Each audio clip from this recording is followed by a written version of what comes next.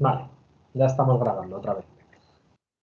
Muy bien, pues voy a continuar con la presentación y vamos a hablar un poco del hielo, ¿vale? El hielo, la visión que tiene la medicina china respecto a la aplicación del hielo en contusiones, patología musculoesquelética, ¿vale? Como sabemos todos el, la, es decir, el uso de la crioterapia, el buen uso de la crioterapia, pues es muy beneficioso para el organismo. De ahí los estudios que hay, además, también con el método Wim Hof, el uso del hielo para frenar la inflamación, ¿no? El tema es que en la medicina china el hielo, dice, el hielo es para los muertos.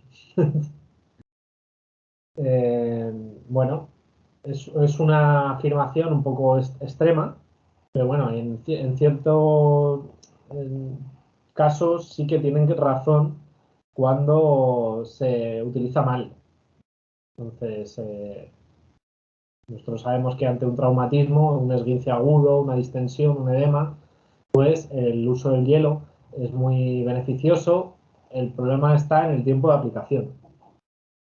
Si nos excedemos más allá de 15 minutos, pues estamos corriendo el riesgo de estancar la circulación y de romper los vasos linfáticos, ¿vale? Por encima de 11 minutos se empiezan a congelar los vasos linfáticos y puede haber una ruptura de los mismos, lo que va a provocar una cronificación de la patología. Es decir, que la inflamación cuando se produce es porque es necesaria, porque cuando se produce una inflamación, porque va a llegar al hacernos una contusión, un esguince, van a empezar a llegar muchas sustancias para ayudar a regenerar esos tejidos, ¿no?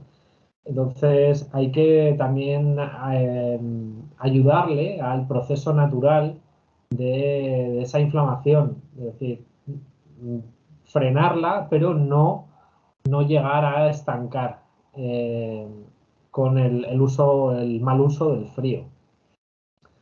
Entonces, de esta manera, el mal uso del hielo puede enlentecer la circulación sanguínea, no es que detenga la inflamación, es que la congela, ¿vale? Y produce estancamiento, por lo tanto, produce dolor, produce rotura de vasos sanguíneos, linfáticos, cronifica lesiones, contrae los músculos y produce más dolor. Por lo tanto, el tiempo correcto de aplicación son 10 minutos de cada hora, ¿vale? Como mucho. Y la MTC propone alternativas que sean más eficaces. Quiere decir que la MTC te dice, bueno, si tienes una inflamación y lo que tienes a mano es hielo, pues vale, pues utilízalo, pero utilízalo de una forma correcta, ¿vale? De una forma sabia. Y de otras formas se pueden utilizar otros métodos para, para ayudar a resolver esa inflamación sin estancarla. Literalmente he visto esguinces mal curados o maltratados que se podían haber resuelto en cuestión de 2 o 3 semanas, ¿vale? Esguinces de grado 1 que de repente cronifican y aparecen a los 4 meses y te llegan a consulta y te dicen, no, es que tuve hace 4 meses un esguince, pero es que me sigue doliendo y etc, etc, ¿no? Y entonces cuando tú le haces el diagnóstico y le haces la historia clínica y le preguntas, ¿te has puesto hielo? Pues la gran mayoría me dice que se ha puesto como una hora el hielo, que ha cogido un cubo de agua y lo ha llenado de hielos y lo ha metido dentro durante 45 minutos, una hora. Dice, no, el tiempo que ha aguantado, hasta que se me puso morado el pie. Dice, pues bueno, ahí está el problema. Es decir, he visto esguinces que se pueden haber resuelto en 2, 3 sesiones que llegan a los 4 meses con un cubito de hielo por tobillo. ¿Y qué es lo que pasa? Pues ahí ya tienes que empezar a quitar el frío que se ha instaurado dentro de la articulación, porque en ese caso los canales se han colapsado, están las estructuras pegadas, hay adherencias, todo eso por haber utilizado mal este buen factor como puede ser el hielo. Bueno. Uno de los métodos que utiliza la MTC, una de las fórmulas, es el San Juan San.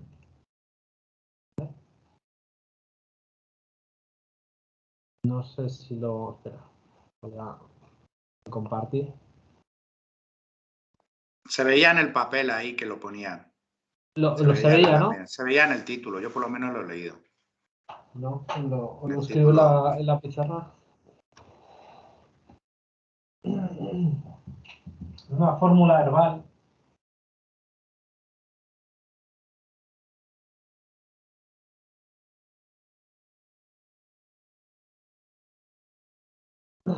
No sé si lo veis.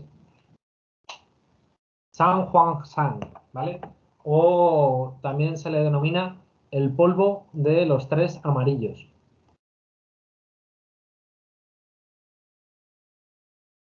¿Vale? Polvo de 3 amarillos.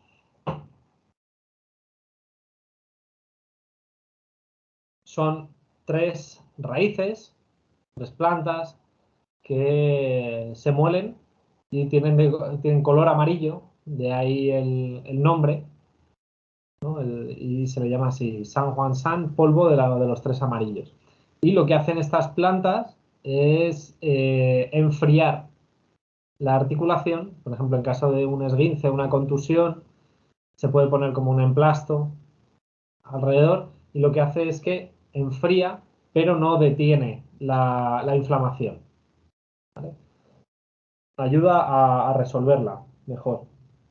Aquí en la medicina occidental o en la fitoterapia occidental tenemos otras plantas que también podemos tener más a mano, ¿no? Porque el San Juan San lo puedes encontrar seguramente en internet, en Amazon, pero bueno, cosas que tenemos más a mano, a mí siempre me gusta utilizar las plantas que están en nuestro entorno, porque van a reaccionar más con nuestro Shen, ¿no? Nuestro organismo.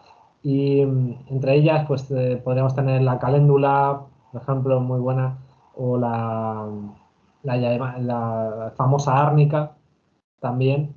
Yo la utilizaba muchas veces en emplastos con arcilla verde y me ha funcionado bastante mejor que el hielo en tema de contusiones y en tema de esguinces, ¿vale?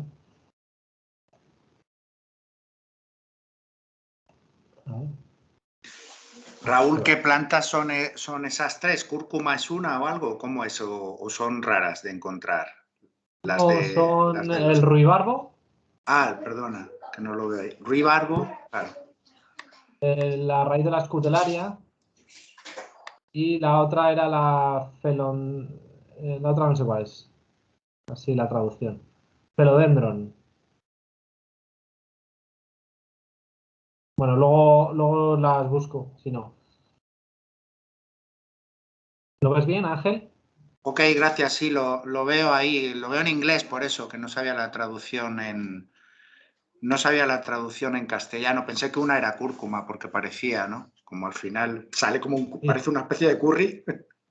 parece un curry, sí. Pero si no es cúrcuma, vale, pues ahí miraré que la cúrcuma también siempre ha tenido como esas propiedades también, ¿no? Depurativas También y antiinflamatoria. antiinflamatorias. Vale. Sí.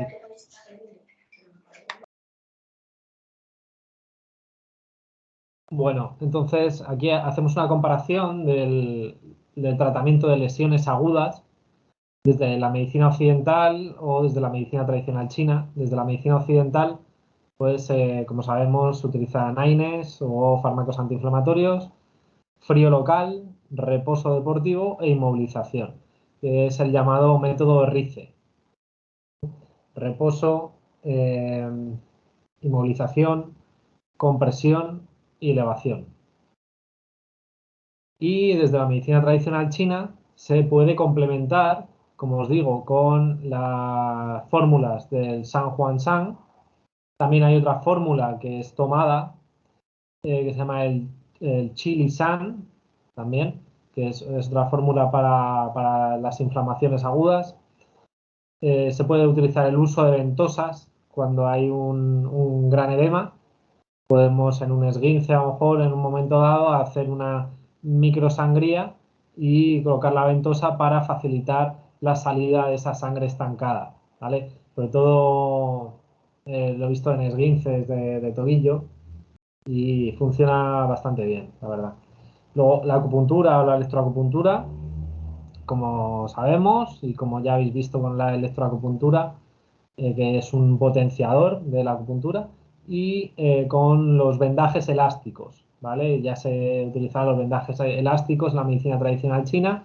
Aquí lo que hemos importado nosotros desde el mundo asiático es el kinesio tape, ¿no? El vendaje neuromuscular, que fueron los japoneses los que lo han desarrollado mucho más. De hecho, nos llevan 40 años de avance, ¿vale? En lo que es el vendaje neuromuscular. De hecho, ellos tienen como un método o un modelo asiático de tratamiento con los vendajes.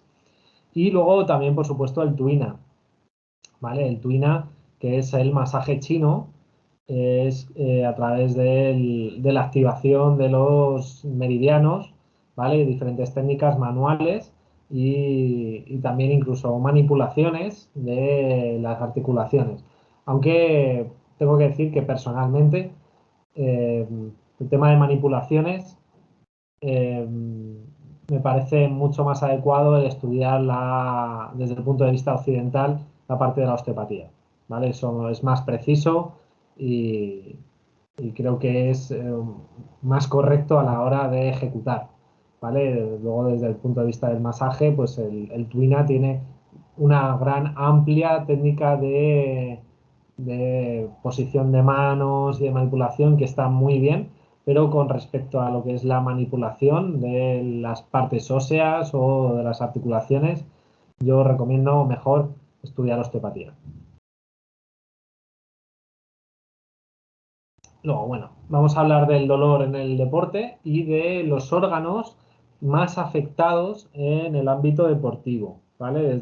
Hablando desde la medicina china y desde la fisiopatología de los órganos internos, vemos que el bazo, el hígado y el riñón son los órganos que más se afectan en los deportistas. En los deportistas me refiero que se dedican al deporte, deportes de competición.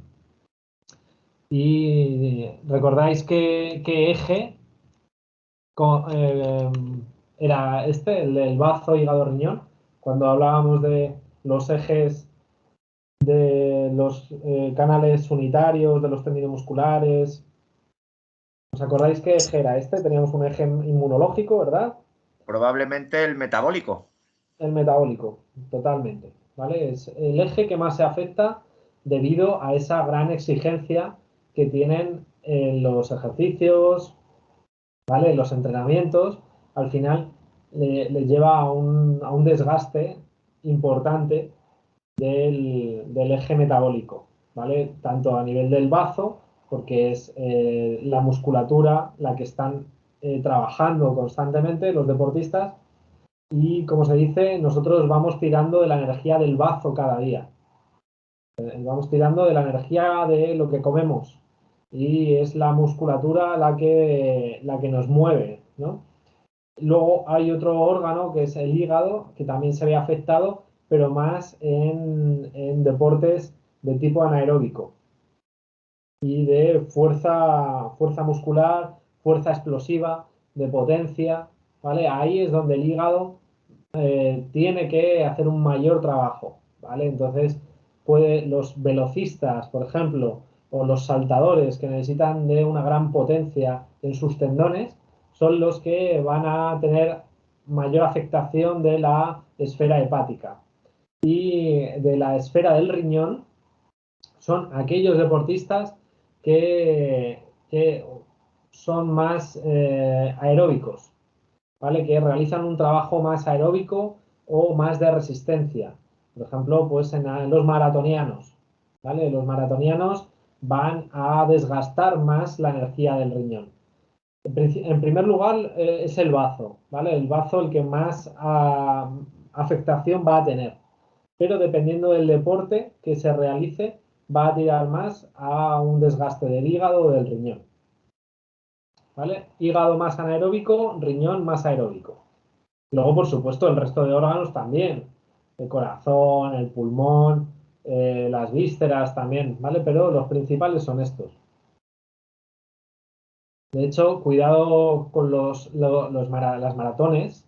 O sea, hay que entrenarlas muy bien y hay gente que debería de hacerse un chequeo del corazón y de sus riñones, ¿vale? Para realizar este tipo de pruebas, ¿vale? Hay gente que se cree que se puede correr una maratón porque sí, sin haber entrenado y realmente están poniendo en riesgo su vida, ¿vale? Ahí aumenta el riesgo hasta 7 veces de sufrir un infarto, ¿vale? Al practicar este tipo de deportes de alta resistencia, sin tener un entrenamiento adecuado, me refiero, ¿vale? Igual que la buena práctica deportiva ayuda, reduce hasta en un tercio las probabilidades de sufrir un ataque cardíaco, el mal uso, el uso inadecuado del deporte, como digo, puede magnificar hasta por 7 la probabilidad de tener un infarto de miocardio. De hecho, en las grandes, en los grandes carreras o de ultra trail que se hacen últimamente, ya se exige el tener un médico dentro de la carrera o varios para que vayan chequeando las constantes de los deportistas, ¿vale? He visto gente, deportistas, que hacen auténticas barbaridades. De estas ultra trail, carreras de 3 días, a lo mejor, en la que ni siquiera duermen 2 horas. A lo mejor hay carreras en las que son de 100 kilómetros en 3 días y que hacen incluso carreras nocturnas y demás. Eso tenemos que tener en cuenta que la medicina china no puede apoyar eso, porque va contra natura. ¿Vale? Me ha llegado a la clínica pacientes de decir, no, es que he tenido que abandonar la carrera porque estaba orinando Fanta. Digo, pero ¿qué necesidad tienes de hacer ese tipo de exposición extrema al cuerpo y de dañar tu hígado y tus riñones? Entonces, bueno, hay gente pues, que no les vale con plantar un árbol, escribir un libro y, y- y tener una vida, es decir, que tienen que hacer una maratón, que tienen que hacer una carrera de una semana de 1000 kilómetros. O sea, es decir, que en ese caso hay que tratar más la mente de la persona y decir, pero bueno, ¿por qué estás haciendo esto? Porque al final te vas a hacer daño, ¿no? Entonces, tenemos también que bajar a la realidad a la persona y decir, tú, como por tu edad o por tus características físicas o por cómo tienes la rodilla, no puedes realizar este tipo de actividad física. Esto está encaminado para personas que se dedican a esto, a deportistas de élite, dentro de una franja de edad en la que lo puedes hacer, ¿vale? Porque si lo haces, te va a causar un daño que puede ser irreparable a la larga. Sí, He es tenido... importante romper, perdona que te interrumpa, Sí, Raúl, sí, es muy importante para mí romper la frase de que el deporte es salud, ¿eh? Pues ha hecho mucho sí, daño. Esa frase del claro. deporte es salud, yo cada vez más hashtag de deporte con cuidado y siempre adaptado y sabiendo qué tipo de deporte y cómo hacerlo, porque deporte es lesión también, en el otro Deporte es extremo, ¿no? lesión, eso es. Y más que deporte es lesión, la competición es lesión.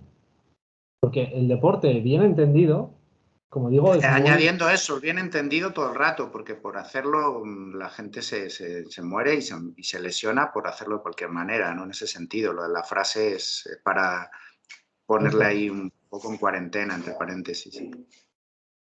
eso es. Que como todo, como los extremos, pues al final llevan a un desequilibrio. He llegado a ver personas que entrenan los 7 días de la semana, con a lo mejor personas de 50 años que me vienen a la consulta y con unas patologías de desgaste de discos, desgaste de articulaciones, desgaste de cartílagos, y llegan y tú les preguntas, ¿y cuántos días entrenan? No, no, yo entreno todos los días. Dice, es que no puedo estar en casa porque es que me subo por las paredes. Yo, pues haz otro tipo de actividad, o yo qué sé, a lo mejor vas a tener que ir a un psicólogo a ver por qué tienes esa actividad tan alta, esa necesidad de gastar y de quemar. ¿Sabes? Ni lo uno ni lo otro, ni el sedentarismo ni el volverse loco. Claro, Pues, yo tengo una anécdota curiosa y que quería compartir también por si os sirve, ¿no? Que un alumno que tenía tendinitis en el supraespinoso y de vez en cuando se le iba con Taoyin, le mejoraba, acabó pues teniendo mucha movilidad y luego volvía otra vez a tenerla hasta que ya me contó así en sus hábitos estaba la bicicleta estática. ajá. Y entonces Vale. era la bicicleta estática, la posición que él tenía en la bicicleta estática lo que le causaba la lesión. Y entonces, bueno, cuando ya pudo detectar eso, pues ya dejó de tener esa lesión porque de vez en cuando le venía, ¿no? Se le quitaba con el Qigong, con el Taoyin, y cuando volvía a retomar bicicleta estática y en una postura, supongo que muy rara, pues ahí le venía otra vez la lesión. Entonces, en ese sentido, ¿no? Cuidado, que a veces una lesión viene de la actividad del deporte. Sí. De una mala posición, a lo mejor del sillín, es decir, que tenga un ángulo demasiado inclinado por la rodilla, etcétera, ¿no? Entonces, claro, o sea, que por un lado el deporte le viene bien, ¿no? Para liberar endorfinas, para calmar su estrés del día a día, pero claro, si lo hace bien, perfecto. Si lo hace mal, al final se está lesionando.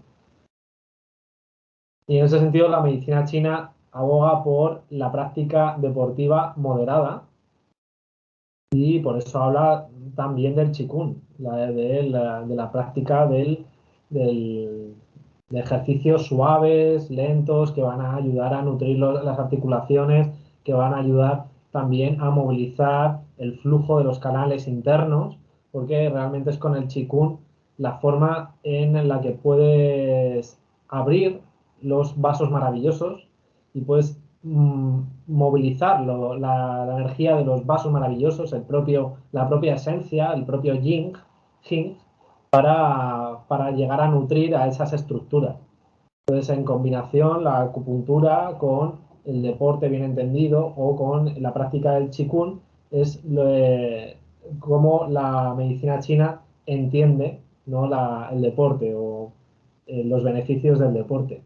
De hecho, hay anécdotas, no sé, creo que os lo he puesto en los apuntes de PDF, de una persona, un deportista, un reporte de un caso de que tenía una osteocondritis de rodilla, es decir, los cartílagos, una osteocondritis disecante, es decir, en un grado muy avanzado, en el que los cartílagos de la rodilla ya el hombre estaba prácticamente cojo, que no podía ni caminar.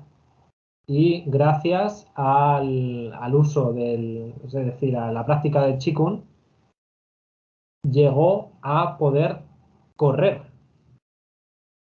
hasta una distancia ya bastante considerable. Claro, todo esto es una evolución de años, ¿vale?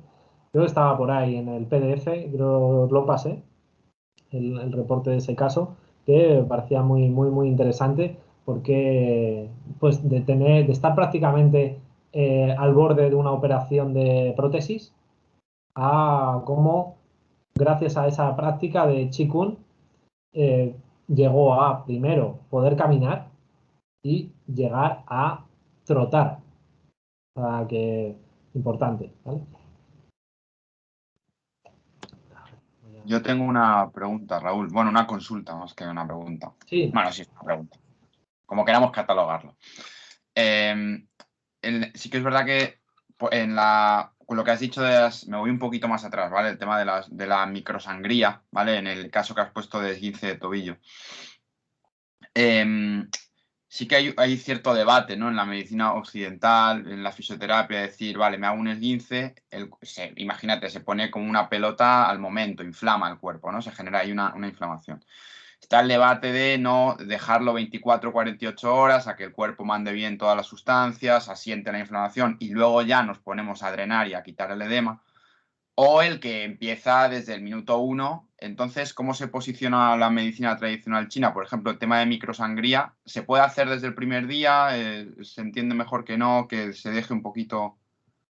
Se entiende que se puede hacer desde los puntos TING, es decir, para evitar el bloqueo articular, se le deja como una salida, ¿no?, a los canales para que pueda ayudar a drenar.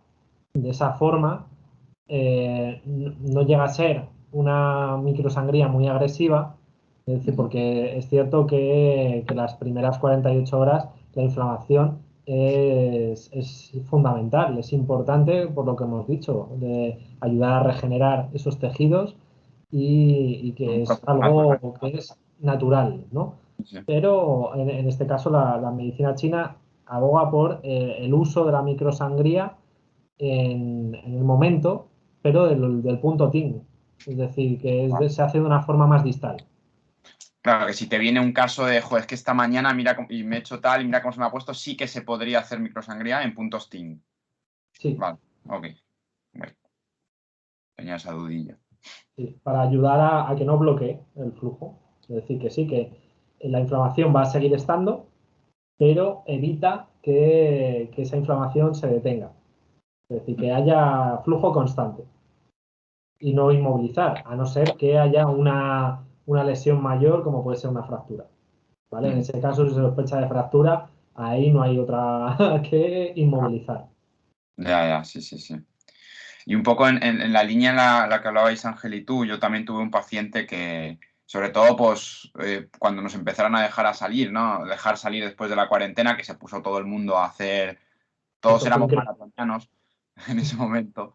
Y me decía, joder, es que yo entreno 6 días de 7 y es que me noto mal, me noto que ya voy y me levanto mal.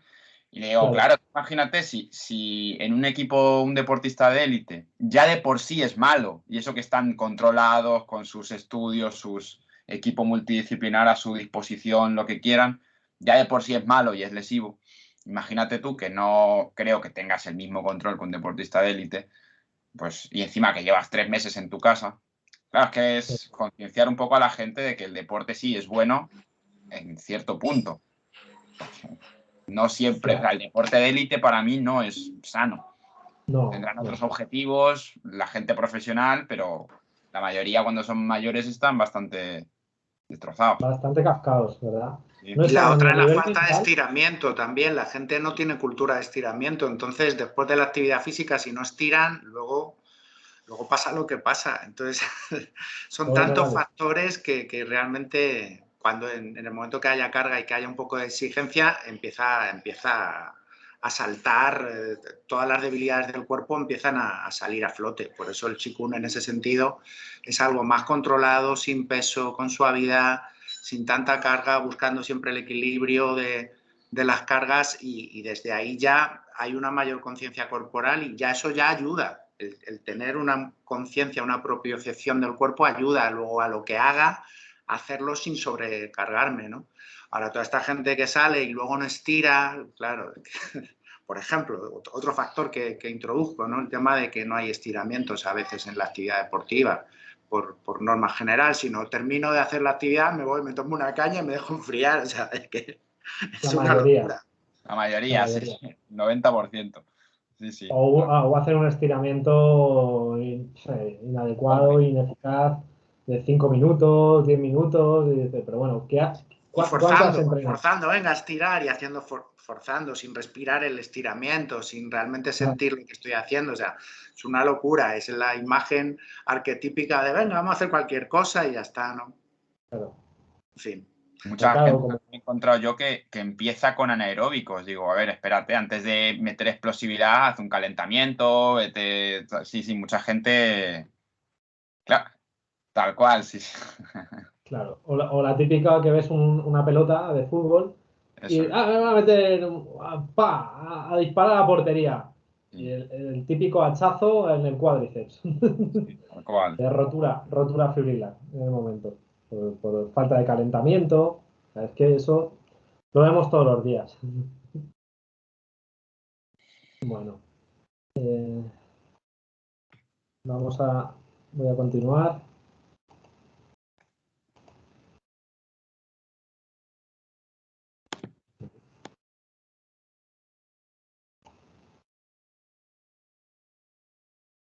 Yo con esto lo que tengo también más claro es de derivar a los verdaderos profesionales, ¿no? También en cuanto tenga cualquier duda, porque a mí con todo esto me sale mucha prudencia, ¿no? Ojo con la inmovilización, ojo con la sangría, Claro, ojo con cuánto tiempo poner el frío, ojo con... Y claro, yo cuanto más sé, digo, también más precaución me entra, todo, ¿no? claro, Está es bueno. que todo es relativo. Al final, no hay nada de siempre hacer esto, o siempre tal. Eso no existe. Claro. Cada persona es un mundo y hay que ver. Sí, Entonces, pero bueno, no sé tú, Raúl, como fisio también, pero a mí muchos 15 que me viene, palpo un poco peroné y a la que no me cuadre un poquito le digo, vete a hacerte una placa, no vaya a ser que se te claro, haya ido ahí un poquito una hay fisura. alguna fisura, Eso es, ahí sí, sí, está. no vaya a Sí, ser. me he encontrado alguno. También que al hacer el típico esguince del ligamento peroneo astragalino anterior, Sí, que es cuando gira ahí, muchas veces golpean con el maleolo del peroné y se fisuran el maleolo. Entonces, como dices tú, toco el maleolo peroneo y si salta, pues digo, uy, vete a hacer una placa. sí. O Pues A ya, mí me voy a la cabeza del peroné, doy ahí golpes y me dice, ostras, es que lo noto ahí abajo, que la onda se corta. Y digo, vete al hospital, que te dan una placa. Pero el tema placa está de base también incluso cuando no hay lesión. Así también os cuento que hace poco a mi hijo Omar se le hinchaba el tobillo y es porque tiene un huesito extra de crecimiento y tiene ya 11 años y se lo han detectado con la eco. Y entonces ajá, dice, claro, este huesito extra que tiene, que está ahí, pues puede que le termine soldando, ¿no? Y no es del hueso clásico el centro de crecimiento del pie, sino que ya está en el tobillo, ¿no? Y dice, puede que sea de nacimiento. Entonces, esto también, ¿no? El tema de las placas, pues muchas veces lo que saca ahí ya no es solo una lesión, sino pues también unas peculiaridades o singularidades anatómicas, como en su caso, y le han dicho, y claro. dice, bueno, pues ¿cuándo le pasa? Pues cuando él hace baloncesto, no sé qué, tal, no para, pues cuando hay un momento de carga a lo mejor le molesta y luego se le desinflama y puede hacer vida normal, ¿no? Hasta que no le han hecho la eco ellos mismos, no No, lo tenían muy claro, ¿no? Entonces también esto, ¿no? Decir, jova, es que hay ¿cuánto por variaciones. saber? Hay variaciones anatómicas que también igual tenemos que tener en cuenta. Hay gente que tiene un tercer peroneo, un tercer músculo peroneo. Hay gente que tiene la variación anatómica del que el ciático pasa por en medio del piramidal y suelen tener lumbociáticas constantes y es porque el piramidal está atrapando al nervio, pero porque Ah, literalmente el nervio pasa por en medio cuando no debería de ser así. O hay variaciones, hace poco un chico igual que venía con mareos y que no se le quitaban y demás, y es que parece que tiene como una malformación en la vértebra, en la tercera cervical, y no tiene cuerpo de la vértebra, y bueno, pues tiene como una inestabilidad ahí en ese segmento. O sea, por eso que es importante también utilizar la tecnología que tenemos a nuestro alcance claro, que en ese para... sentido los rayos, a Han ver, hecho lo maravillas. muestran un montón, claro, es un tomavistas interno, es que es una pasada también, O claro. sea, sin llegar a estar constantemente utilizándolo, pues sabemos que es radiación que se le mete al cuerpo, pero es importante muchas veces para el diagnóstico cuando sospechamos de alguna cosa que no nos encaja, y pues mira, vete a hacerte una placa o vete a hacerte una resonancia y así vemos cómo están las estructuras. Es que no hay otra. O la propia eco. La ecografía es que es una maravilla. Sí, Vamos, el estudio de la ecografía por ejemplo, a nosotros a los fisios nos ha dado una herramienta buenísima para ver cómo está la estructura. En el caso de Omar fue limitar. así ya fue la eco y ahí fue cuando salió todo, porque a veces con los rayos no aparece, ¿no? Y claro, eso es verdad, es que es una tranquilidad también para luego trabajar con esa visión ya clara, ¿no? Sí, totalmente. Vamos aquí. Bueno, vamos a hablar de las sustancias, como hablábamos, las sustancias fundamentales de las que ya hablábamos en el pasado seminario, que teníamos la sangre o Sue, o la energía, el chi, teníamos el Shen como sustancia también, teníamos el Jing o la esencia y los líquidos orgánicos, ¿no? Pues se dice que las sustancias más afectadas en la práctica deportiva son la sangre y el chi. Pues la sangre, que como os expliqué en el anterior seminario, pertenecía, digamos, a la parte más yin del cuerpo, y el chi, que pertenecía a la parte más yang. Entonces, son los factores más afectados. Y luego, como os he dicho, el hígado, el bazo y el riñón, ¿vale? Tenemos aquí una comparación que, bueno, lo veréis en las diapositivas cuando os las pase. Vemos una comparación de la medicina occidental y la medicina china de las funciones del hígado. Como sabemos, desde el punto de vista de la medicina china, pues tiene el almacenamiento de la sangre, la regulación, circulación, distribución sanguínea en el cuerpo, ¿vale? El hígado es el que tiene que mantener las vías de flujo abiertas, ¿vale? Los canales tienen que estar abiertos por la tensión que le otorga el hígado, ¿vale? Cuando el hígado se bloquea los tendones y bloquea los músculos. Por lo tanto, los canales se cierran, ¿vale? Y se produce bloqueo. De ahí que cuando palpamos el pulso y está alterado el hígado, nos dé una sensación de cuerda dentro del pulso. ¿Por qué? Porque ha bloqueado todo el sistema tendinomuscular. Entonces los canales se bloquean y da un aspecto en el pulso de bloqueo, de tensión, ¿vale? El llamado pulso de cuerda. De ahí viene. Y el hígado, pues como sabemos, como hemos visto, gobierna los músculos y los tendones y afecta principalmente a las partes altas de la espalda, de la nuca y la mandíbula, ¿vale? En donde se pueden producir espasmos y calambres. La típica cervicalgia o tortícolis, que viene dada por un bloqueo del chi de hígado, es muy común. Y si lo miramos desde el punto de vista de la neurofisiología, vemos que hay una conexión del nervio frénico, ¿vale? Que va a inervar toda la parte de la cápsula hepática y también va a llegar incluso hasta las suprarrenales, ¿vale? Ese nervio frénico tiene una salida desde el segmento de C3 a C5, ¿vale? Entonces, entre C3, la cervical 3 y la cervical 5 salen el nervio frénico. Y este nervio frénico va a conectar con la cápsula hepática, ¿vale? E incluso la suprarrenal.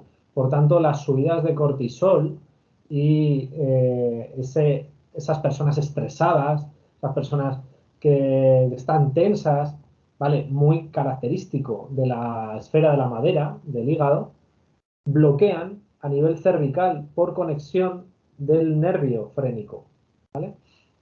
Entonces se producen cervicalgias mecánicas en ese segmento C3, C5 y también incluso puede llegar a afectar la mandíbula, nuca, mandíbula, como veis en este cuadro, debido a esa alteración, ese estado de estrés de la persona y muy relacionado con el hígado.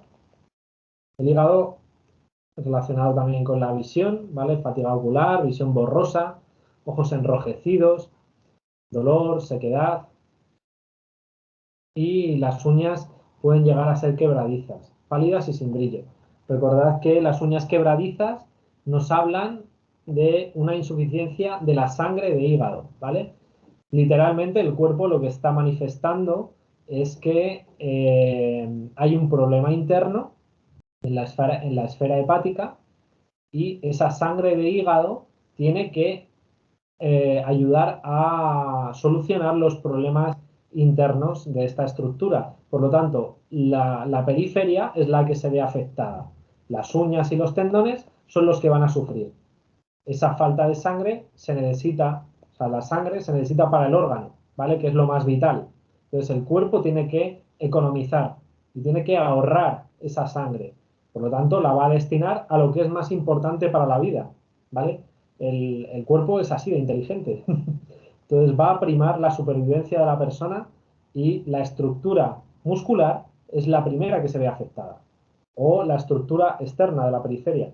Entonces nosotros a la hora del diagnóstico vamos a poder identificar esos signos y ver que, uy, pues parece que se está afectando la energía de hígado, la sangre de hígado, y que te está afectando a lo primero, que el cuerpo va a decir, pues mira, las uñas no son tan importantes como los hepatocitos, ¿vale? Y bueno, desde el punto de vista de la medicina occidental, como sabemos, el hígado tiene una gran cantidad de funciones, ¿no? Tiene registradas más de 500 funciones que hace el hígado. O sea, por eso es también el llamado general del cuerpo, ¿vale? Dentro de la medicina china es el general, porque es el que organiza todo, es el que manda todo, ¿vale? Es el que tiene que degradar las proteínas, convertirlas en aminoácidos, tiene que metabolizar la bilirrubina, segregar la bilis, descomposición de las hormonas, por ejemplo, de los estrógenos, procesar las bebidas alcohólicas, los medicamentos, procesar toda la alimentación, ¿no? Para que pueda ser eliminada por la orina. Es el gran filtro del cuerpo. Y luego aparte almacena minerales como son el hierro, la vitamina A, la B12, la vitamina D también es metabolizada por el hígado. O sea, es el gran general. Y luego, a continuación, vamos a ver otra vez las funciones. Uy. Salió. Ahora. Que le había puesto subtítulos. Vale. Del bazo, ¿vale? Hablamos la función metabólica del bazo a nivel de medicina occidental. Sabemos que el bazo es como el gran olvidado dentro de la medicina occidental, que hasta hace bien poquito pues no se ha estudiado bien el bazo, sus funciones y demás. Y bueno, pues se ha demostrado desde la medicina occidental que se encarga también de la fabricación de la sangre y, por supuesto, de la fabricación de anticuerpos, los linfocitos B, luego tiene células, es decir, partes en las que se dedican especialmente a la renovación de esa sangre, ¿vale? También se le llama el cementerio de los hematíes, es donde los hematíes van a morir y algunos a renovarse, ¿vale? Y también, bueno, era el gran olvidado porque se sabe que se puede vivir sin bazo, ¿vale? Aquellas personas en las que han sufrido accidentes de tráfico, en las que se revientan el bazo, es lo más común, y que de repente tienen que extirpárselo y bueno, pueden vivir sin ningún problema. Bueno, sin ningún problema, entre comillas. Van a tener problemas a nivel inmunológico, es decir, que van a estar más inmunodeprimidos, pero bueno, que pueden vivir. Ahora, sabemos que la medicina china no solo engloba al bazo, sino que también incluye al páncreas, que es un órgano vital para la supervivencia. Y el bazo páncreas transforma los alimentos en nutrientes. Sabemos que es el que segrega los jugos pancreáticos a la digestión y la famosa insulina. ¿vale? Que la insulina es también se está empezando a descubrir ahora desde la medicina occidental que todas las enfermedades parten desde esa resistencia a la insulina. Por lo menos un porcentaje altísimo, más del 90% de las patologías, al final, el problema estaba en el bazo páncreas, en la resistencia a la insulina o la mala gestión de esa insulina. Y todo lo que viene, problemas de artrosis, problemas inmunológicos, problemas del propio cáncer, también tiene un origen desde el desequilibrio del bazopáncreas, ¿vale? Esa mala gestión de la energía por esa mala gestión de la insulina.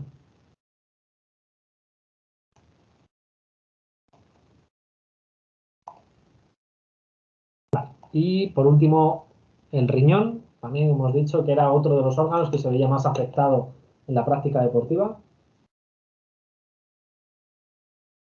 El riñón, desde el punto de vista de la medicina occidental, sabemos que hace una función de filtrado de la sangre constante, que llega a filtrar unos 200 litros de sangre para producir hasta 2 litros de orina diarios. Y desde el punto de vista de la medicina china, que sabíamos que era el que almacena la esencia de la vida, es el que almacena nuestra semilla y controla huesos, cartílagos, se manifiesta en el cabello y se abre en el oído y los genitales. Sabíamos que era las pilas. Cuando se te agota la pila, pues se acabó el juego.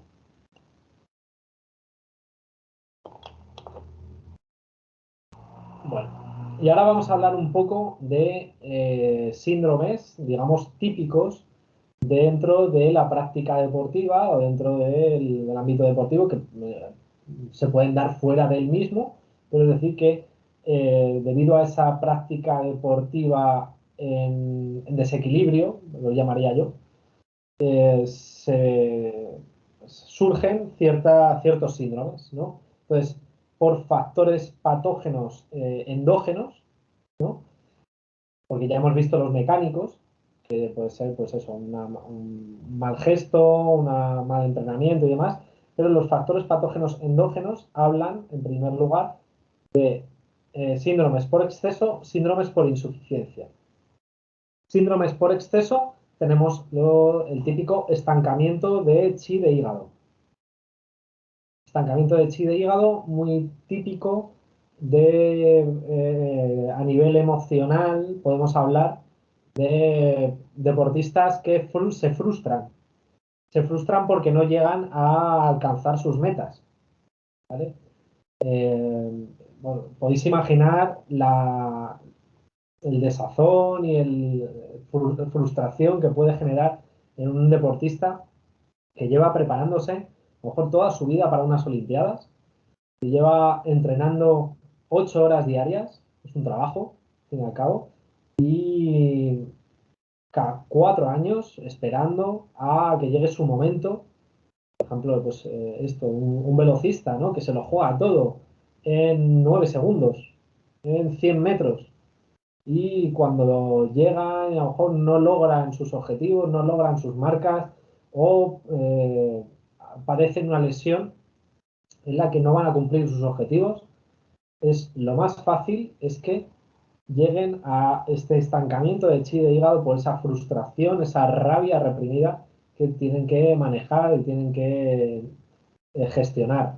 Por lo tanto, el factor emocional es muy, muy importante tratarlo en estas personas. Y no solo en estas personas, todos aquellos que derivan de prácticas deportivas, por ejemplo, unas oposiciones a la policía.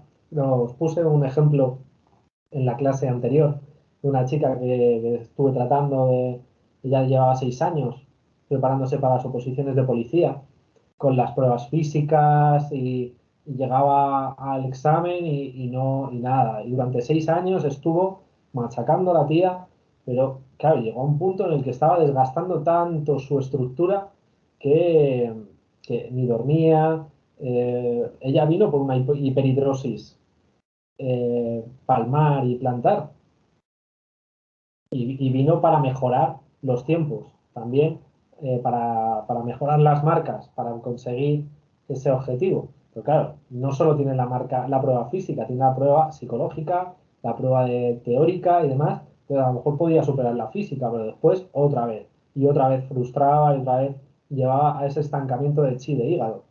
Y ese estancamiento de chi de hígado le generaba calor, ¿vale? Porque tenéis que entender que cuando el hígado bloquea,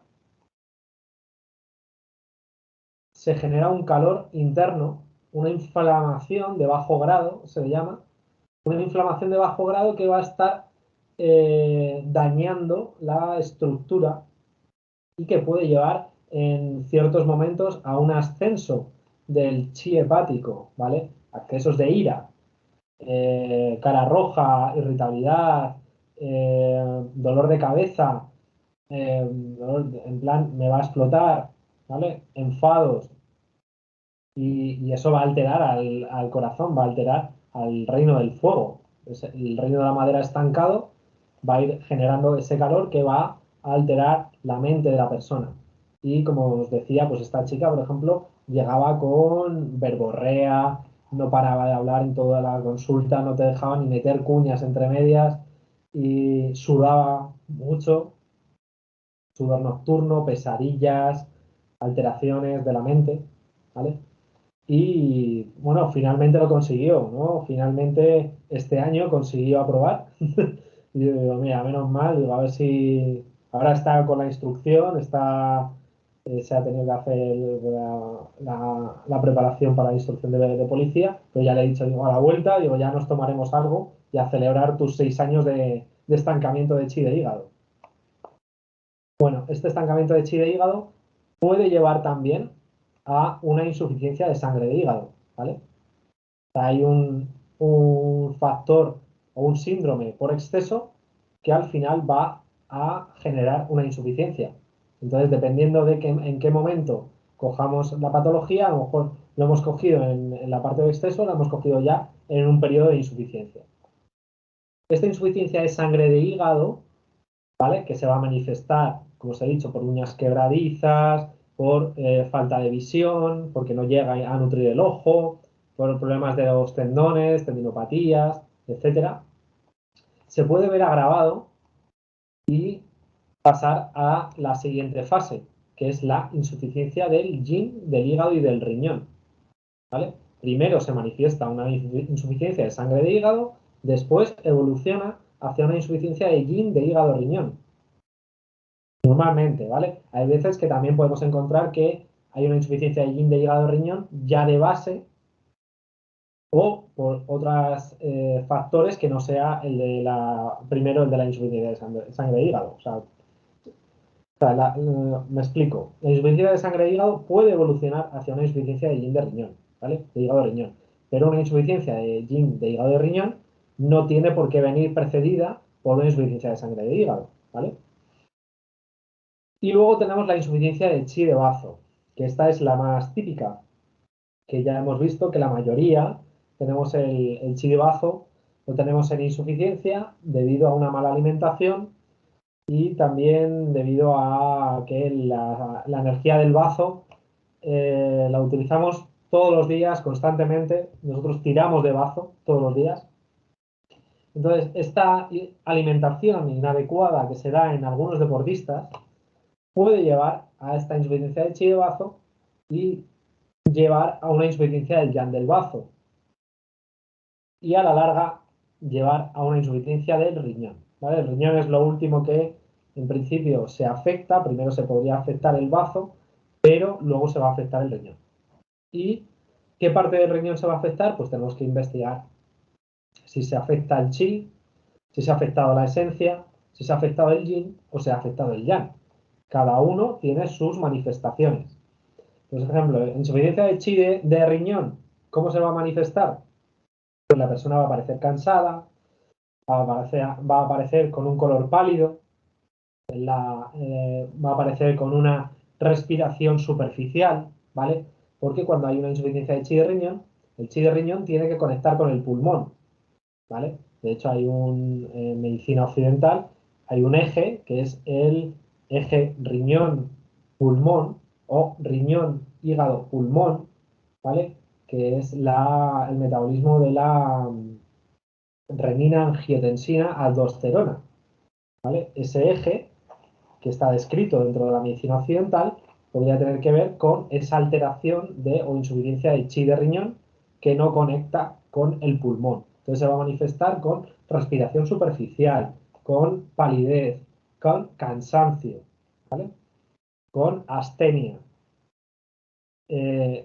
Luego tenemos las manifestaciones de la alteración del Hinge de riñón, que ya la hemos comentado, en la que se va afectando la esencia, la pila, poquito a poco, debido a excesos de trabajo, tanto intelectual como físico, excesos sexuales, como ya hemos hablado, y el propio envejecimiento de la persona, es decir, el paso de la vida, y que se manifestaba con problemas a niveles dentales, problemas de malformaciones óseas, por ejemplo.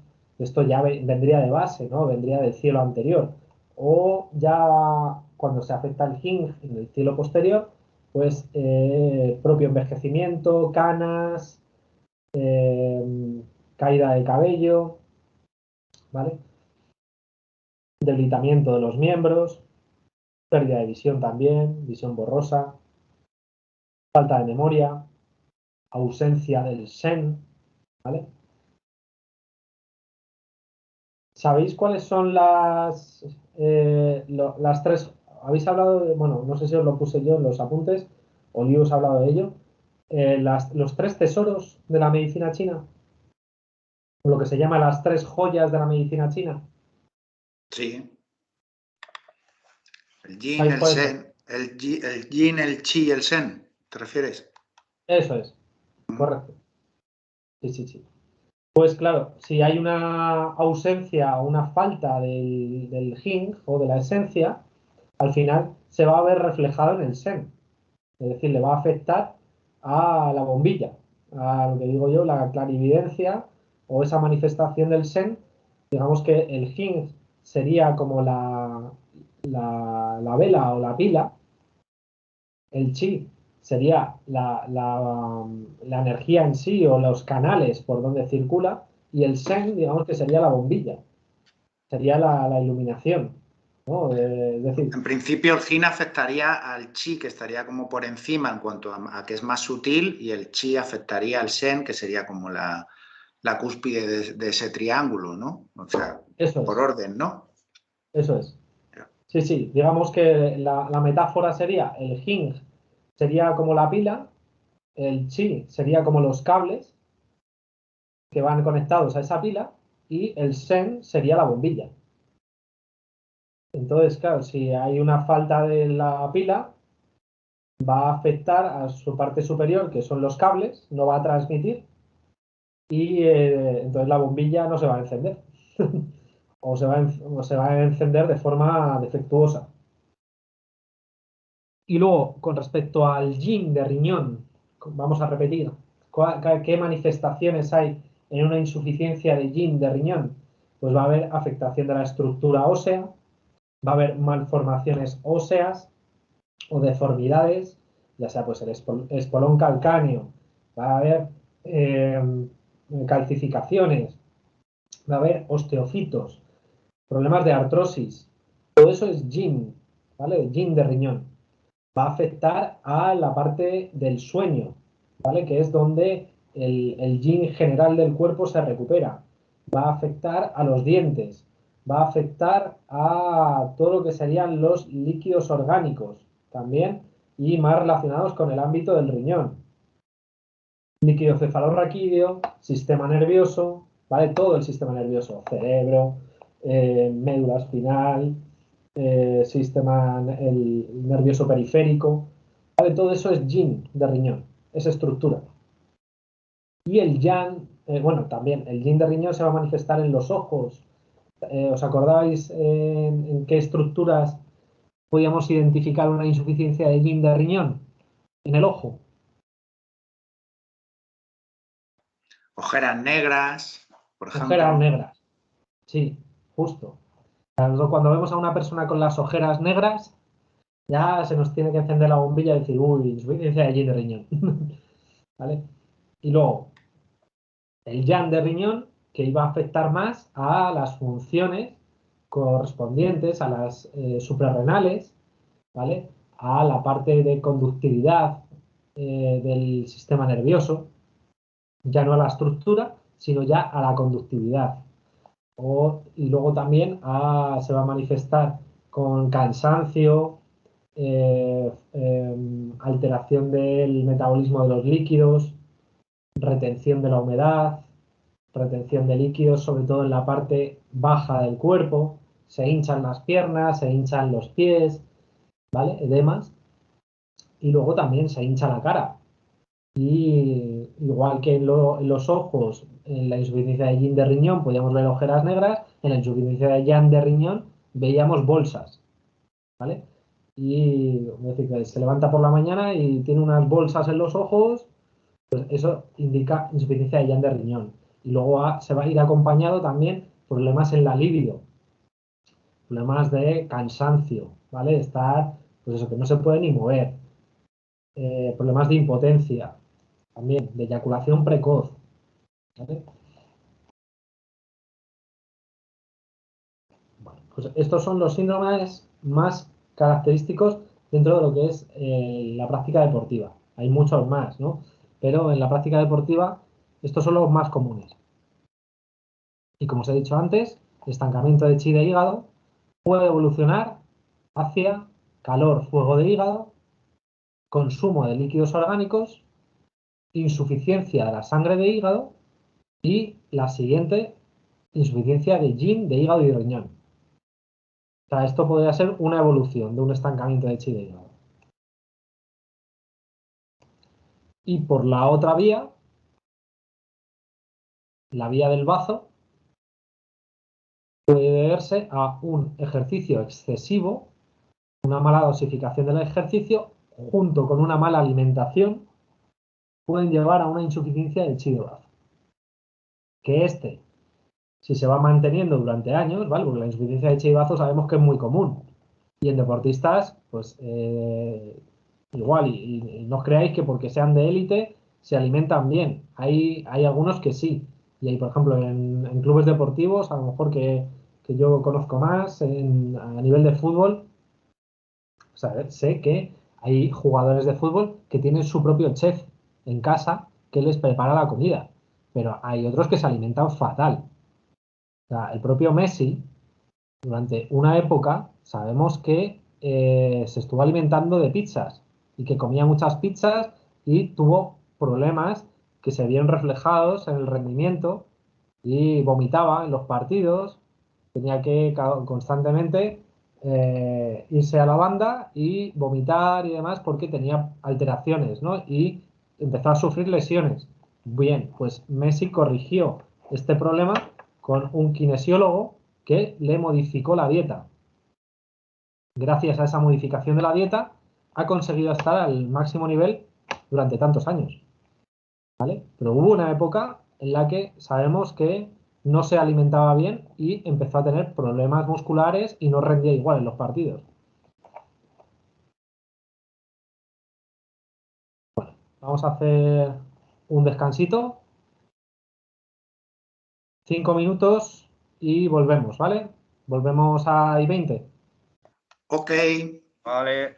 Y empezamos con los meridianos tendinomusculares. Venga, dejo de grabar.